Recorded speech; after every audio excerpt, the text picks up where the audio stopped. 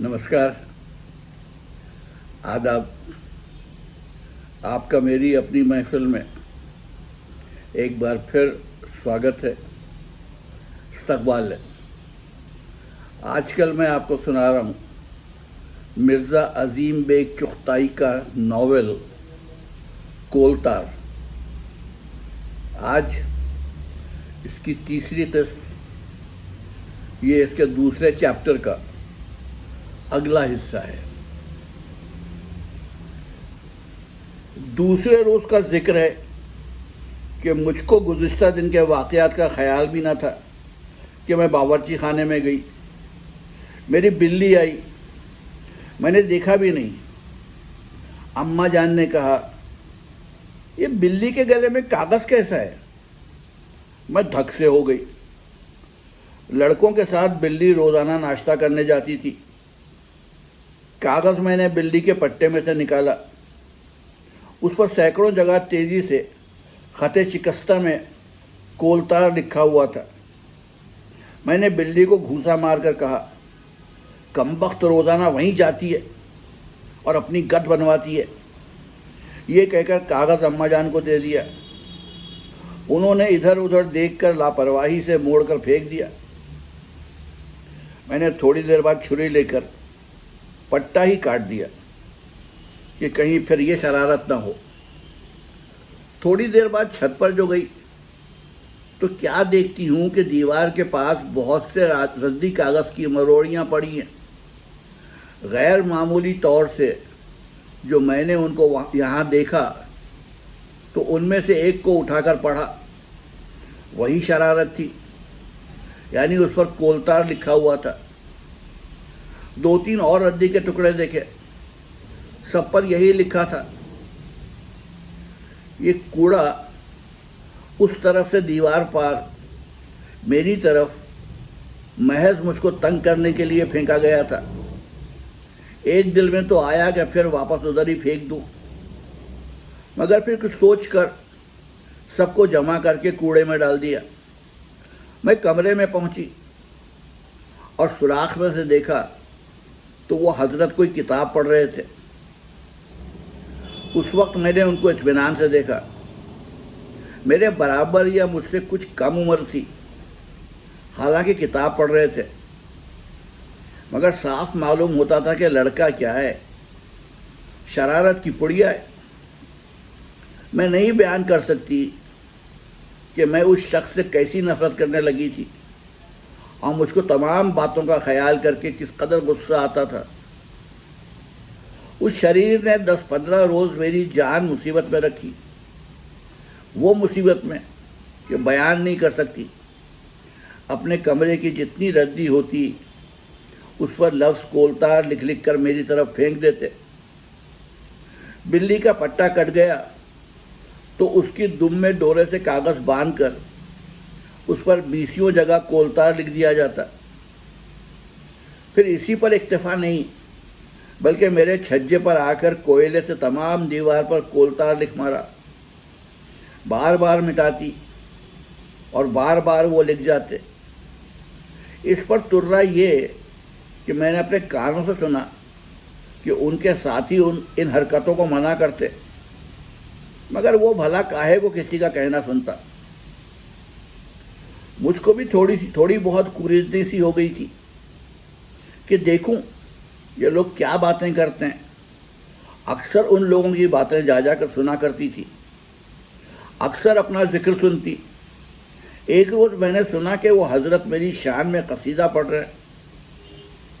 तमाम अशार में तरह तरह से लफ्ज़ कोलतार इस्तेमाल किया गया था। तमाम वाक़यात को नज़्म में कहने की कोशिश की गई थी। बाज़ अशार तो वाकई ऐसे थे कि मैं सुनकर लाल पीली हो रही थी। जब शायरी ख़त्म हो गई तो मालूम हुआ कि ये कसीदा पूरा का पूरा मेरे छज्जे की दीवार पर कल दोपहर को चस्पा कर दिया जाएगा। थोड़ी देर तक मैं उनकी हिमाकत आमेज़ गुफ्तगू सुना की और फिर चली आई और दिल में सोच रही थी कि ये तमाम सिलसिला छेड़छाड़ का इस वजह से और भी है کہ میں چھجے کی دیوار کی تحریر مٹا دیتی ہوں۔ اب یہ سوچا کہ چھجے پر جاؤں گی ہی نہیں، خود تھک کر چھوڑ دیں گے۔ کمرہ بند کر کے میں نیچے جانے ہی کو تھی کہ میں نے اپنی بلی کو بڑی تیزی سے سامنے پاخانے میں جاتے دیکھا۔ یہ پاخانہ بالکل استعمال نہ ہوتا تھا، اور میں یہ دیکھنے کو گئی کہ بلی دوڑتی ہوئی کیوں گئی ہے۔ وہاں میں نے دیکھا کہ قدمچے پر بلی بیٹھی ہوئی ہے اور سامنے طاق دیکھ رہی ہے جو روشن دان کی طرح آر پار کھلا ہوا تھا۔ میں نے جو طاق کی طرف دیکھا تو مجھے پھریری سی آئی، کیونکہ طاق کے بیچوں بیچ میں پیلی بھیڑوں کا ایک بڑا سا چھتا لٹک رہا تھا۔ یہ چھتا بالکل گول تھا اور اس پر اتنی بھیڑیں چپٹی ہوئی تھی کہ بالکل زرد ہو رہا تھا۔ دیکھتے دیکھتے میرا خیال نامعلوم کہاں سے کہاں پہنچا اور میں کچھ سوچ کر چلی آئی۔ رات کو میں چپکے سے اٹھی اور ایک بڑا سا ٹین کا ڈبہ لے کر اوپر پاخانے میں پہنچی۔ اندھیرا کچھ ایسا زیادہ نہ تھا اور طاق میں چھتا لٹکا ہوا صاف نظر آ رہا تھا۔ میں کچھ ہچکچائی، مگر پھر ہمت کر کے آگے بڑھی اور چھتے کو صفائی سے ڈبے میں لے کر اپنی طرف تیزی سے گھسیٹ کر فوراً ڈھکنا بند کر دیا۔ اب ایک پورا چھتا ماں بھیڑوں کے ڈبے میں بند تھا۔ کان سے لگا کے میں نے بھیڑوں کی بھنبھناہٹ سنی اور میرے بدن کے رونگٹے کھڑے ہو گئے۔ ڈھکنے کو مضبوطی سے پکڑے ہوئے تھی، کیونکہ یہ ڈھکنا اس ڈبے کا نہ تھا بلکہ کسی دوسرے ڈبے کا تھا۔ کمرے میں آ کر میں نے اس پر سیاہی سے بڑے بڑے حرفوں میں کولتار لکھ دیا۔ آہستہ سے دروازہ کھول کر میں نے اس آفت کے ڈبے کو دیوار کے پاس ہی رکھ دیا اور واپس چلی آئی۔ میں جانتی تھی کہ کس وقت لوگوں کو فرصت ہوتی ہے۔ دراصل تمام شرارتیں مدرسے سے آ کر کھانا کھانے سے پہلے ہی کرتے تھے۔ چنانچہ دوسرے روز میں اس تماشے کو دیکھنے کمرے پر پہنچی۔ میرا دل دھڑک رہا تھا اور کئی مرتبہ میں نے ارادہ کیا کہ ڈبے کو اٹھا لوں۔ زیادہ مجھ کو انتظار نہ کرنا پڑا۔ گلی میں سناٹا تھا اور وہ حضرت اب موقع پا کر چھجے کی دیوار پر قصیدہ چسپاں کرنے پہنچے۔ ٹین کے اس طرف آنے کی صاف آہٹ بھی سنائی دی،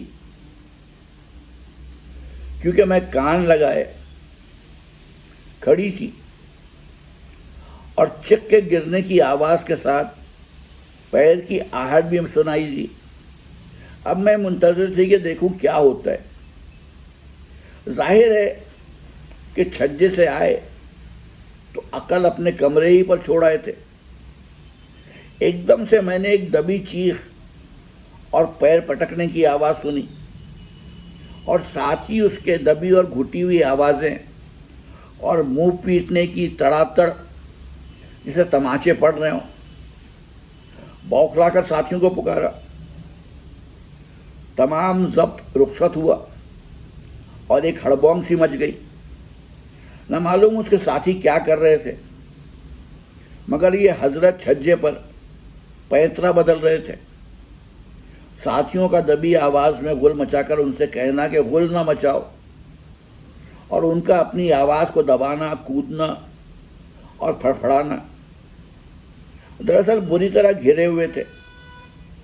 ادھر تو بھیڑیں غصے میں بھری ہوئی تھیں اور ادھر چھجے پر چکے پڑی ہوئی تھیں، گویا بھیڑوں کے ساتھ یہ بند ہو گئے تھے۔ پریشان ہو چھجے کے اس سرے کا میرے کمرے کا دروازہ پیٹنے لگے۔ چشم زدن میں اس بری طرح دروازے کو دھڑدھڑایا کہ مجھے اندیشہ ہوا کہ کہیں یہ کھل نہ جائے، کیونکہ صرف اوپر چٹخنی لگی ہوئی تھی، وہ ویسے بھی ڈھیلی تھی۔ نیچے کی چٹخنی بگڑی ہوئی تھی اور لگتی بھی نہ تھی۔ میری نظر چٹخنی پر تھی اور میں کمرہ بند کر کے جانے والی ہی تھی کہ مجھے اندیشہ ہوا کہ چٹکنی ضرور کھل جائے گی۔ لپک کر میں دروازے کے پاس پہنچی کہ جلدی سے چٹکنی مضبوط کر کے کمرہ بند کر کے نیچے جاؤں کہ ان حضرت نے ادھر سے زور سے دھکا دیا کہ دروازہ کھل گیا۔ ادھر سے میں تیزی سے پہنچی اور ادھر وہ بھیڑوں سے بچنے کو گھسے، بس ٹکر ہوتے ہوتے بچی۔ مگر واہ طبیعت کہ اس مصیبت بھی شرارت نہ چھوڑی، دیکھتے ہی مجھ کو کولتار کہہ کر بری طرح جھپٹا۔ خیر گزری، ورنہ اس شریر نے مجھ کو پکڑ ہی لیا ہوتا۔ اس کا اندازہ لگانا مشکل ہے کہ میں کس طرح بھاگی اور جھٹ سے کمرے کا دروازہ بند کر کے سیدھے نیچے پہنچی۔ اطمینان کا سانس لیا جب اماں جان کو بدستور سوتے پایا۔ جب کافی دیر ہو گئی تو میں پھر اوپر پہنچی، کمرے کو خالی پا کر اچھی طرح بند کیا۔ سوراخ سے جھانک کر دیکھا تو میری طبیعت بے حد خوش ہوئی۔ سارا منہ جناب کا سوج کر کپا ہو رہا تھا، کچھ دوائی لگائی جا رہی تھی اور دونوں ساتھی مذاق اڑا رہے تھے۔ آئینہ ہاتھ میں لیے کہہ رہے تھے اس کا بدلہ ایسا لیا ہو کہ یاد ہی کرے، اور ساتھی یہ کہہ رہے تھے کہ اب بھول کر بھی اس طرف رخ نہ کرنا۔ اس روز کے بعد تمام جوش ان کا رخصت ہو گیا اور میں نے بھی خاموشی اختیار کر لی۔ کچھ دنوں تک تو اپنی شرارت کا لطف اٹھانے کی نیت سے جا کر سوراخ میں سے جھانکتی بھی تھی، لیکن پھر یہ بھی رفتہ رفتہ کم ہو گیا۔ کچھ عرصے بعد ہی تمام باتیں آئی گئی ہو گئی، لیکن اتنا ضرور تھا کہ مجھے جب کبھی بھی ان باتوں کا خیال آتا تو طبیعت خوش ہو جاتی تھی کہ میں نے بھی خوب سبق پڑھایا۔ جیسا کہ میں کہہ چکی ہوں، تمام باتیں رفت گزشتہ ہو چکی تھیں، اور 5 مہینے بعد تو ان کا خیال بھی پرانا ہو گیا کہ ایک نیا شگوفہ کھلا۔ بدقسمتی سے یا خوش قسمتی سے میری شادی 2 جگہ لگ کر چھوٹ چکی تھی، اب تیسری جگہ طے ہوئی تھی۔ جس کے ساتھ میری شادی طے ہوئی تھی وہ علی گڑھ میں BA میں پڑھتا تھا۔ اماں جان کو جتنی میری شادی کی فکر تھی، شاید ہی کسی ماں کو، جب دوسری مرتبہ میری شادی طے ہو کر چھوٹ گئی تھی تو میں دیکھ چکی تھی کہ ان کا کیا حال ہوا تھا۔ اب ان کے رونے اور پریشان ہونے سے مجھے معلوم ہو گیا کہ ضرور کچھ دال میں کالا ہے۔ 2 مرتبہ وہ صاحب آئے جن کی معرفت یہ شادی طے ہو رہی تھی، بڑی دیر تک باتیں ہوا کی۔ نتیجہ بہت جلد صاف معلوم ہو گیا۔ ملازمہ کے بڑبڑانے سے مجھے اصلیت کا علم ہوا۔ دبی زبان سے کام کرنے میں وہ لڑکوں کو برا بھلا کہتی جاتی تھی۔ لڑکوں کے ذکر سے میں چونک سی پڑی اور ایک دم سے میرے خیالات نہ معلوم کہاں سے کہاں پہنچ گئے۔ میرا دل بیٹھ سا گیا اور ایسی طبیعت گھبرائی کہ اپنے کمرے میں آ کر منہ لپیٹ کر خوب روئی، کیونکہ میں سمجھ گئی کہ کس وجہ سے میری نسبت اس جگہ سے چھوٹی ہے۔ اس شریر کا سنجیدہ لہجے میں کہنا، سخت بدلہ لوں گا۔ اس طرح میرے اور لڑکوں کے کمروں کا یکجا ہونا اور پھر لڑکوں کی زبانیں، خدا ان کے شر سے محفوظ رکھے۔ اس کے بعد ہی بہت جلد لڑکوں کو نکال دیا گیا۔ اسی دوران ملازمہ نے مجھ کو بغیر دریافت کیے یا مخاطب کیے ہوئے گویا سبھی کچھ بتا دیا۔ واقعہ دراصل یوں تھا کہ یہ ساری کارستانی انہی حضرت کی تھی جن کو میں نے بھیڑوں سے کٹایا تھا۔ بدقسمتی یا خوش قسمتی سے یہ اس لڑکے کے ساتھ کسی اسکول کے بورڈنگ میں رہ چکے تھے۔ جس کے ساتھ میری نسبت طے ہوئی تھی وہ ان کے پاس آیا تھا یا ان کو کہیں ملا تھا، اور اس سے انہوں نے نامعلوم کیا میرے بارے میں طرح طرح کی باتیں کی، میری آزادی، بے باکی اور شرارت کے فرضی قصے اور نہ معلوم کیا کیا۔ قصہ مختصر، اس طرح انہوں نے گویا بھیڑ کٹانے کا بدلہ لے لیا۔ اس نے یہاں آ کر یا پھر زبانی سبھی کچھ سنا ہوگا، کیا معلوم میرے نام کولتا سے بھڑک گیا ہو۔ قصہ مختصر، آخر انسان ہی تھا۔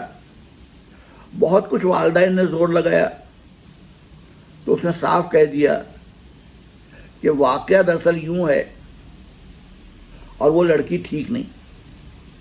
میں نہیں کہہ سکتی کہ تمام باتیں سن کر میرا کیا حال ہوا۔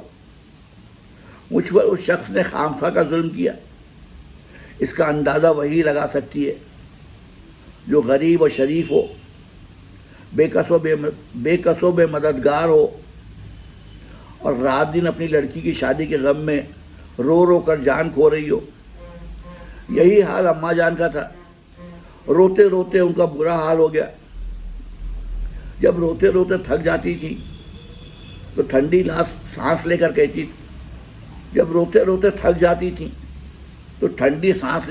تھی خدا کی شان ہے کہ میں نے اپنے کرایہ داروں کو کوئی تکلیف نہ دی اور انہوں نے میرے ساتھ برا سلوک کیا۔ شاید میرا گھر اسی دن کے لیے اجڑا تھا۔ یہ کہہ کر پھر وہ اسی بری طرح روتی تھی کہ گھٹ گھٹ کر اپنی جان تباہ کر ڈالتی تھی۔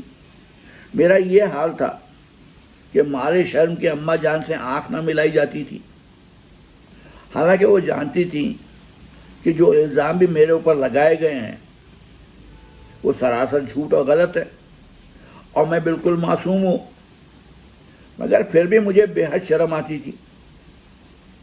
مجھے اور انہیں اب دونوں کو یقین ہو گیا تھا کہ اب میری شادی کہیں نہ ہو سکے گی۔ مجھے ویسے اپنی شادی کی ذرہ بھر پرواہ نہ تھی، مگر یہ دیکھ کر میرا دل کٹا جاتا تھا کہ اماں جان اپنے تئیں اسی غم میں ہلاک کیے ڈالتی ہیں۔ بہت ہی جلد گھر دوزخ کا نمونہ بن گیا۔ ادھر وہ دن رات روتی تھیں اور ادھر میں ان کی حالت زار دیکھ کر روتی تھی۔ دو وقت کھانا نہ پکتا تھا۔ اماں جان سے ملازمہ پوچھتی کہ کیا پکاؤں تو وہ کہہ دیتی کہ مجھے بھوک نہیں، اور یہی میں کہہ دیتی۔ غرض گھر کیا ماتم کدہ اور مستقل طور پر ماتم کدہ ہو رہا تھا، اور پھر مصیبت کہ کوئی صورت بہتری کی بھی نظر نہ آتی تھی۔ میری سہیلی یا ملنے والی بھی کوئی نہ تھی سوائے ایک زاہدہ کے۔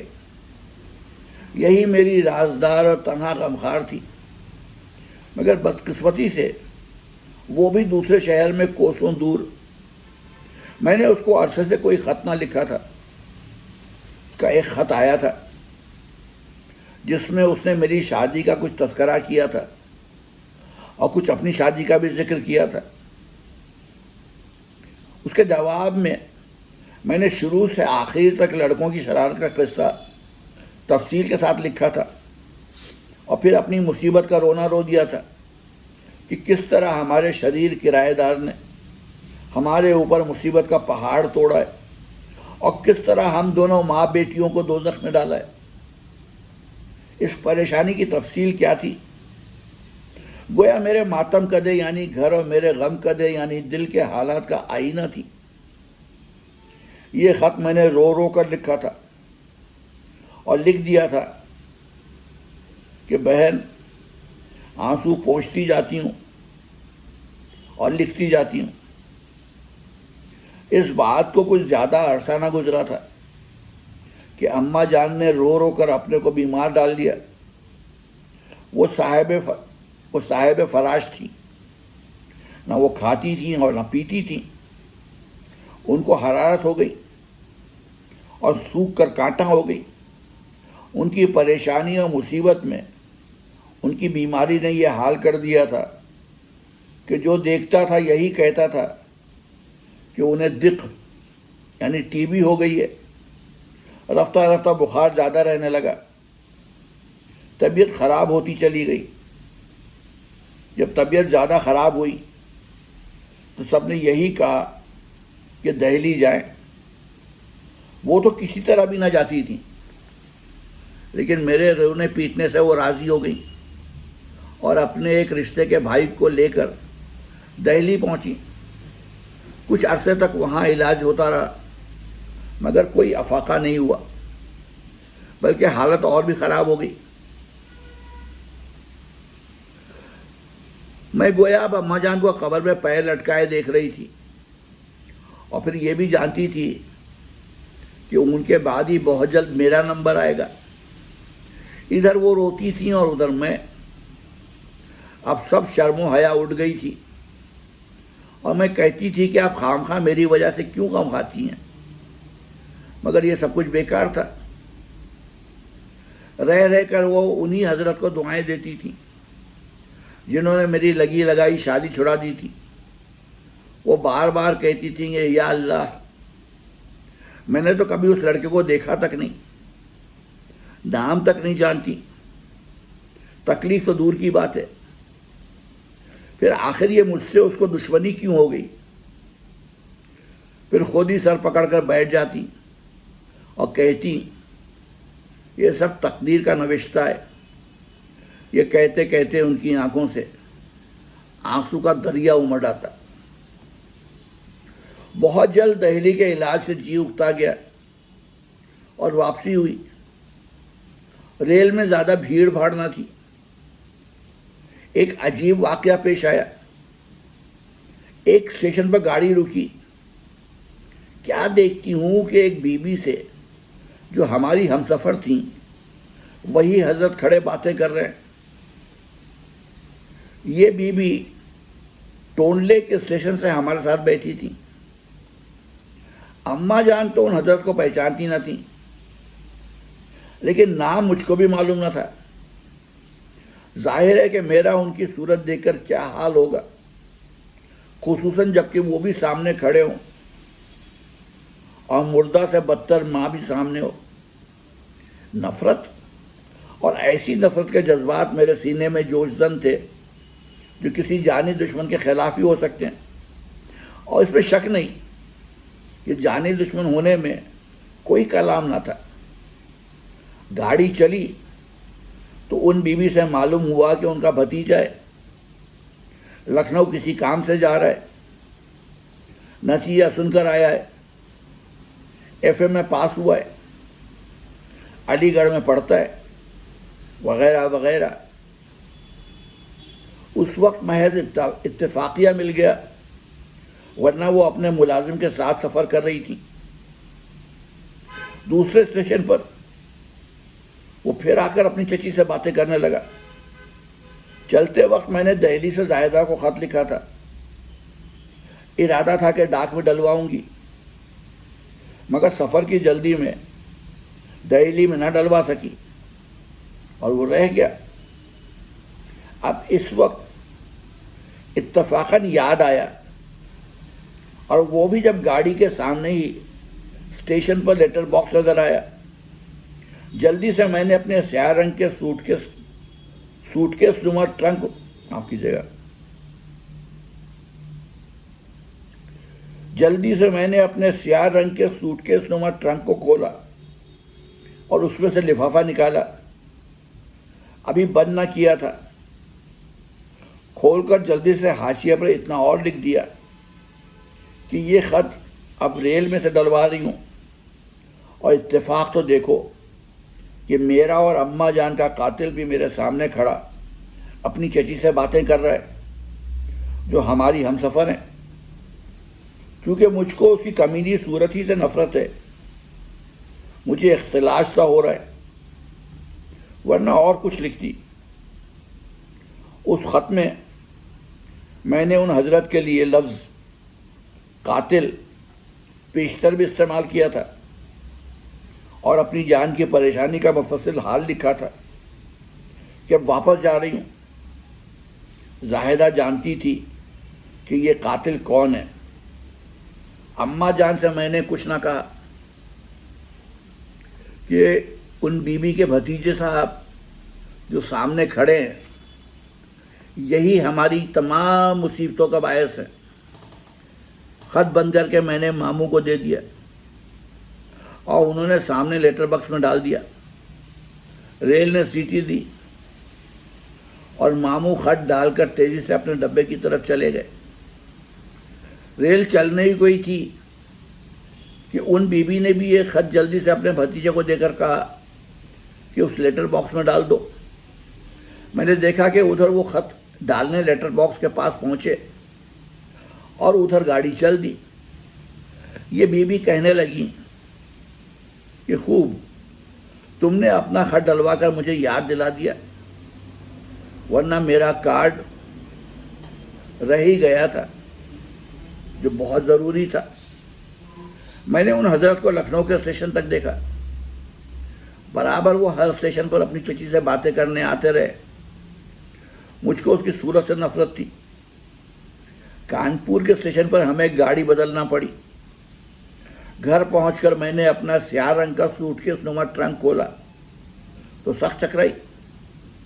وہاں بجائے میرے سامان کے صابن، کالر، ٹائیاں، حجامت بنانے کا سامان، 2 مردانہ قمیضیں اور ایک سوٹ کے علاوہ اور بہت ہی چھوٹی چھوٹی مردانہ چیزیں تھیں۔ اوپر نیچے چاروں طرف غور سے دیکھنے سے معلوم ہوا کہ بالکل میرا ہی حصہ کسی دوسرے کا بکس ہے۔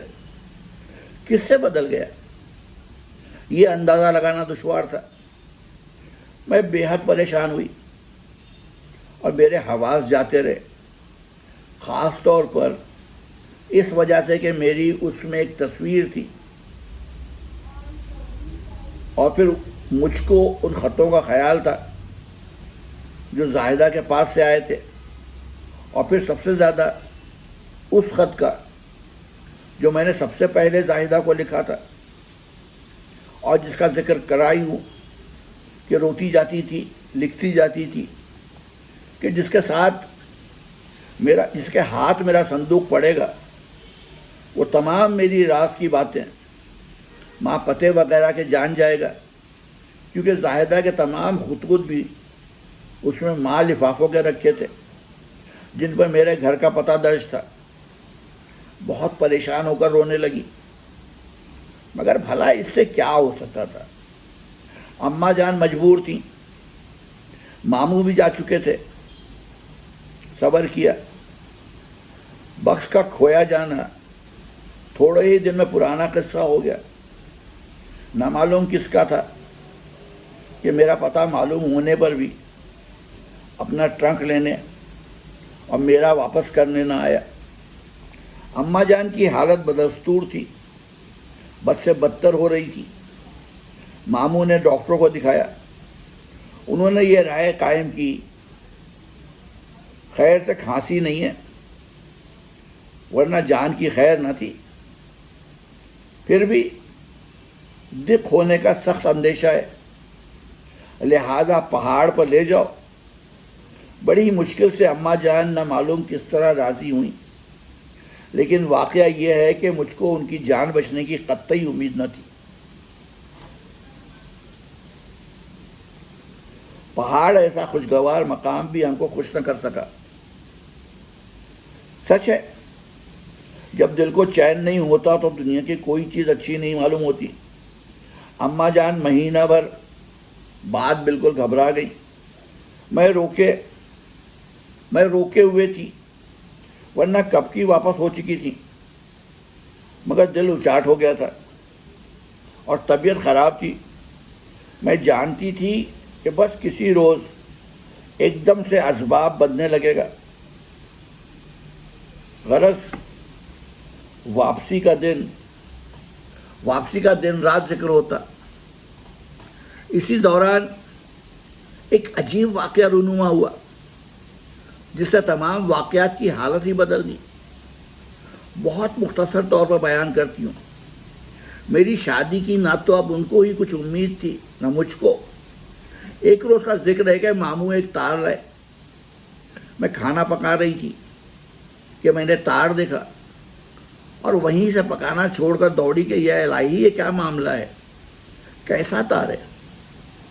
میں نے دوڑ کر اماں جان سے پوچھا۔ ایک عجیب لہجے میں اماں جان نے کہا، تم کھانا دیکھو، جاؤ جاؤ۔ میں نے ایک نظر اماں جان کو دیکھا اور پھر ماموں کو۔ کچھ عجیب سا شبہ ہوا اور شرمندہ ہو کر چلی آئی۔ نہ معلوم کیا باتیں ہوئیں۔ اماں جان خوش معلوم دے رہی تھی۔ جلدی سے تار کا جواب تار سے دیا گیا۔ میں چکر میں تھی کہ الہی یہ معاملہ کیا ہے، مگر توبہ کیجئے، ایسا خیال بھی نہ آ سکتا تھا۔ مگر اماں جان کا چہرہ اس قدر بشاش تھا کہ مجھ کو کچھ یقین ہو گیا اور مارے شرم کے میری ہمت نہ پڑی کہ ان سے کچھ دریافت کروں۔ کئی تار دیے گئے اور دوسرے روز بھی کئی تار آئے اور گئے۔ دوسرے ہی روز سب معاملہ معلوم ہو گیا۔ مارے خوشی کے اماں جان مجھ سے لپٹ گئی اور اس زور سے دبایا کہ میں گھبرا گئی۔ ان کی آنکھیں تر تھیں اور میری بھی یہی حالت تھی۔ یا اللہ تیرا لاکھ لاکھ شکر ہے، یا اللہ، ساتھ خیر و خوبی کے انجام پائے۔ اماں جان نے آنسو پوچھتے ہوئے کہا، اور مجھ کو معلوم ہو گیا کہ میری شادی طے ہو گئی، اسباب بننے لگے۔ لیکن یہ کس سے طے ہوئی ہے؟ لڑکے کا نام کیا ہے؟ کیا کرتا ہے؟ تو یہ سب باتیں خود اماں جان کو بھی معلوم نہ تھیں۔ مجھے کیا معلوم ہوتی؟ پر جو کچھ معلوم تھا وہ یہ کہ بریلی والے چچا کی معرفت شادی طے ہوئی ہے، لہذا لازمی ہے مناسب جگہ ہوگی۔ اب میں اماں جان کو دیکھتی تھی کہ الہی یہ کیا ماجرا ہے کہ 2 ہی 3 تار آ جانے سے ان کی طبیعت کی مردینی جاتی رہی۔ بجائے گھر کے ایک دم سے اماں جان مجھ کو بریلی لے کر پہنچی اور وہاں پہنچ کر اپنی چچازاد بہن سے مجھے صرف اتنا معلوم ہو سکا کہ جس کے ساتھ میری شادی ہو رہی ہے اس کا نام کیا ہے اور کیا کرتا ہے اور کہاں کا رہنے والا ہے، اور بس اس سے زیادہ کچھ نہ معلوم ہو سکا۔ آخر شادی ایک دم سے کیسے طے ہو گئی؟ میری شادی بجائے گھر سے ہونے کے یہاں سے ہونا طے پائی۔ یہ چچا میرے والد صاحب مرحوم کے چچازاد بھائی تھے اور بریلی میں وکالت کرتے تھے۔ ساتھ ہی یہ بھی معلوم ہوا کہ اسی ہفتے میں شادی ہو جائے گی۔ اماں جان کا بس نہ تھا کہ فوراً ہی ہو جائے۔ ان کو دراصل ہر دم یہی ڈر لگا رہتا تھا کہ کہیں گڑبڑ ہو کر شادی چھوٹ نہ جائے۔ اس وجہ سے یہ تجویز تھی کہ مجھے یہیں سے رخصت کر دیا جائے۔ میرے جہیز کا بھی کچھ انتظام نہ کرنا تھا۔ وجہ اس کی یہ تھی کہ بجائے رسمی جہیز کے تمام مکانات، دکانات، ماں سارے گھر کے سامان کے، حتیٰ کہ پھوٹے گھڑے اور جھاڑو سے لے کر مسحری اور لوہے کی الماری تک، کل سامان سب میرے جہیز میں شامل تھا۔ پھر بھی ضروری چیزیں اور دوسرا سامان یعنی لوازمات شادی جو عرصے سے گھر پر تیار رکھی تھی، دوسرا سامان یعنی لوازمات شادی جو عرصے سے گھر پر تیار رکھی تھی، معمول لے آئے۔ اماں جان کہتی تھی بس ایک ٹرنک اور ایک بستر تو گھر میں میرا ہے، باقی کل میری لڑکی کا جہیز ہے۔ بہت جلد تمام مکانات اور دکانات اور گھر کے سامان کی بڑی سی فہرست تیار کی گئی اور یہی فہرست مجھ کو جہیز کے طور پر دی جانا قرار پائی، جس میں ہر چیز کی تفصیل موجود تھی۔ تو یہ تھی اس ناول کی تیسری قسط۔ کل پھر آؤں گا، آپ کو اگلی قسط سناؤں گا۔ تب تک کے لیے اجازت دیجیے. آداب.